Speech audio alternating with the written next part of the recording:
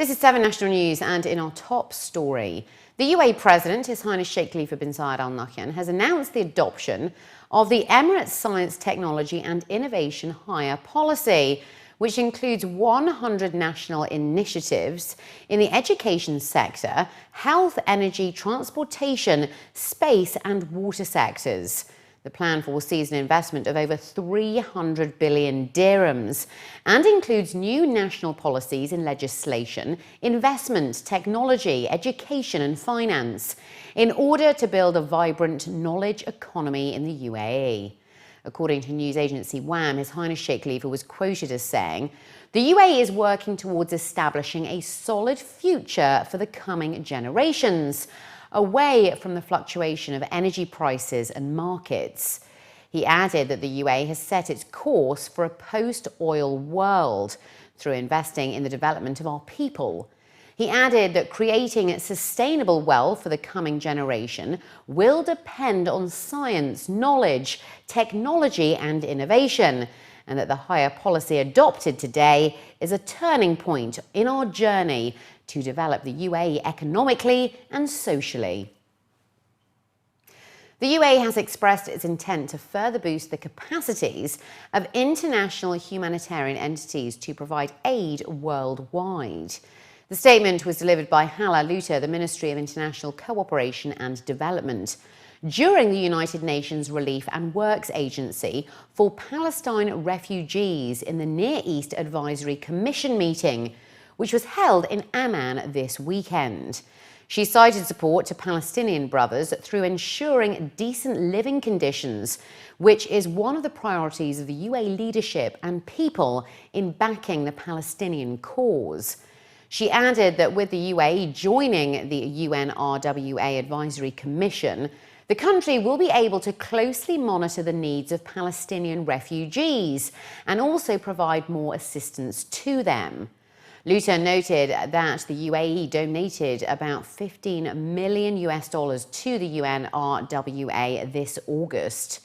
The agency's Commissioner General, Pierre Cranbull, praised the donations of the UAE, Saudi Arabia and Kuwait, which constitutes around 50% of the total international donations received by the agency from all of the international donors. The Community Development Authority in Dubai has affirmed the results of a survey on human rights indicators, which shows that 77.5% of the total population of Dubai feel that they are able to obtain their rights through legal channels. According to a local report, the poll recorded the highest percentage among members of Emirati families, reaching about 94%, followed by non-Emirati families that recorded 84.4%. Collective families recorded 78.2% and workers at 66.4%. The survey conducted by the CDA in cooperation with the Dubai Statistics Centre covered all segments of the Dubai community, including 3,796 families, among which 1,328 were Emirati and 1,504 were non-Emirati families, in addition to 464 collective households and 500 workers, bringing the total number to 15,077. Quoted in the report, the Director General of the CDA, Khaled Al-Kamda, stated that the survey aimed to measure the current level of a number of key performance indicators, as well as some of the social issues in Dubai, and in addition, measure the level of awareness within the community in regards to the whole emirate. More than 38,000 students at government schools have benefited from the Khalifa bin Zayed Al Nahyan Foundation's educational support programs. For the 8th year in a row now, the foundation has launched annual humanitarian initiatives at the local level to support education through an in-kind assistance for students project, as well as paying school fees for a number of expat students who are studying at government schools. 38,651 students from 656 schools, as well as students of the UAE University in Al Ain, the Zayed University in Abu Dhabi and Dubai campuses, and the higher colleges of technology across the country have benefited from the aid programme. Mohammed Haji Al Khoury, the Director General of the Khalifa bin Zayed Humanitarian Foundation, was quoted as saying that the aid is in line with the directives of the wise leadership to provide all necessary assistance to students of low-income families, terming the assistance as the biggest of its kind in the local arena. Meanwhile, the Abu Dhabi Education Council also praised the charitable activities of the foundation, which translate the humanitarian approach of the UAE President, His Highness Sheikh Khalifa. It was Universal Children's Day on Friday, and on the occasion, Mariam bint Mohammed Khalfan Al Rumi, the Minister of Social Affairs, revealed that the UAE law on the rights of a child is in its final stages and is expected to be put into force in the near future. In a statement, Al Rumi said that the bill provides protection to children against negligence, exploitation, mistreatment, and physical and psychological violence. She added that it also covers the security and safety of children via the internet or any other ICT channels.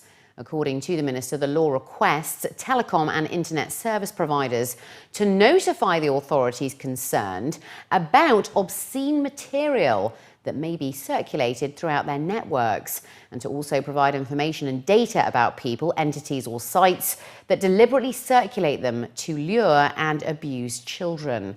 In the lead up to a Martyrs' Day on the 30th of November, Al Rumi added that the state will ensure that children of martyrs will enjoy a dignified, secure and prosperous life, and a high sense of safety and stability through education, healthcare, love and parental and emotional safety. She added that the UAE is striving to build a modern state where children can enjoy all the benefits of a modern life. The Traffic and Patrols Directorate at Abu Dhabi Police has issued guidelines regarding car decorations for the UAE's 44th National Day celebrations, calling on the community to behave in a positive and responsible manner. Brigadier Khalifa Mohammed Al Khaili, the Deputy Director of the Traffic and Patrols Directorate at Abu Dhabi Police, pointed out that the Directorate will be implementing a comprehensive traffic plan under the theme, "Let's celebrate the spirit of the Union without violations." Under the plan, monitoring will be intensified on all roads and celebration venues in Abu Dhabi, Al Ain and the Western region through surveillance cameras and radars. He added that as a part of the guidelines, motorists are prohibited from changing the colour of their vehicles and also posting inappropriate words or phrases on the car's body. The Directorate also prohibits vehicles from carrying more than the permitted number of people and warned passengers against hanging out of windows. The Directorate also warned motorists against installing flags, obscuring the windshield and front door windows with tint or sprays, and stopping vehicles in the middle of the road. The Deputy Director also noted that the permitted period for car decorating will start on the 22nd of November and will then conclude on the 6th of December. Brigadier Al Khaili then called upon motorists to enjoy the spirit of the Union, to avoid causing chaos and disturbance, and to cooperate on a positive note. Dubai taxi accidents fell by 37% from 2008 to 2014, off the back of traffic awareness modules and a number of other incentives, that's according to a senior official. Ammar al-Buraiki, the head of traffic safety team, revealed that even sending cab drivers to visit accident victims has helped reduce accident rates within Dubai Taxi Corporation. He added that specialised psychologists are invited to study the psychological aspects of drivers, and the DTC is seeking to benefit from the best driving practices applicable in leading countries such as Singapore, and also adopt their methodologies in training drivers. The The DTC has allocated an annual 2 million dirhams to reward honest drivers on a monthly basis as an added incentive. Al-Bakeri stated that they have also introduced several creative incentives, such as Brake Plus and Back Off Radio, which aims to remind road users to leave a safe braking distance by sending warning signals or voice messages. Meanwhile, the CEO of DTC, Yusuf Al-Ali, has announced the introduction of the Dubai Taxi Night Award from the Exemplary and Distinguished Drivers category, under which 2 cabbies will be offered vehicles courtesy of Al Futtaim Motors, which they are currently finalising. And finally, looking to other news now, organised by the Abu Dhabi Tourism and Culture Authority.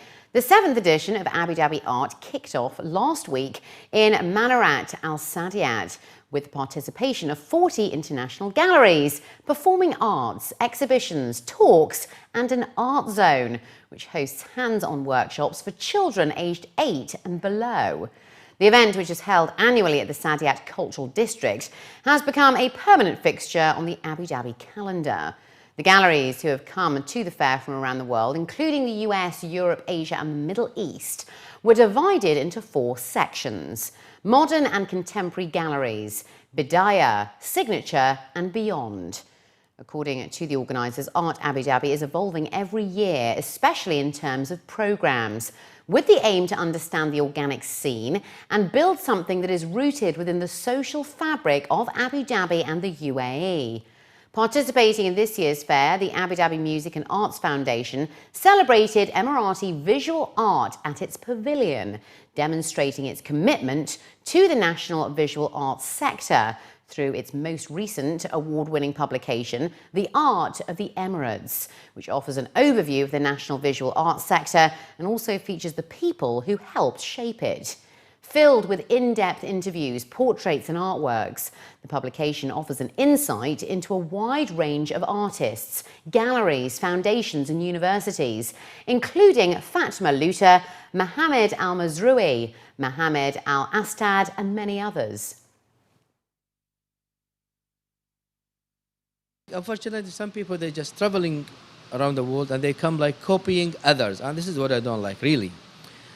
Arabic artists have to have his own characteristic. He have to build his own characteristic. Foreign people, when they came here, they want to see Arabic thinking. How you think? Where's your art? Where's your real artist? They don't want to see copying. So what I'm saying is that now if you come to any let's say exhibition, you will see like some hanging, and some abstract, modern art. Most of them, or let's say 90% of them, they're using the same colors, oil, pastel, mixed media, all these things. I'm an artist from the beginning, and I'm an artist who can control, the environment and control the strength of the environment, and an artist who can talk to the nature and to make like good relation between a human and the nature and the power of the nature to create one piece of art.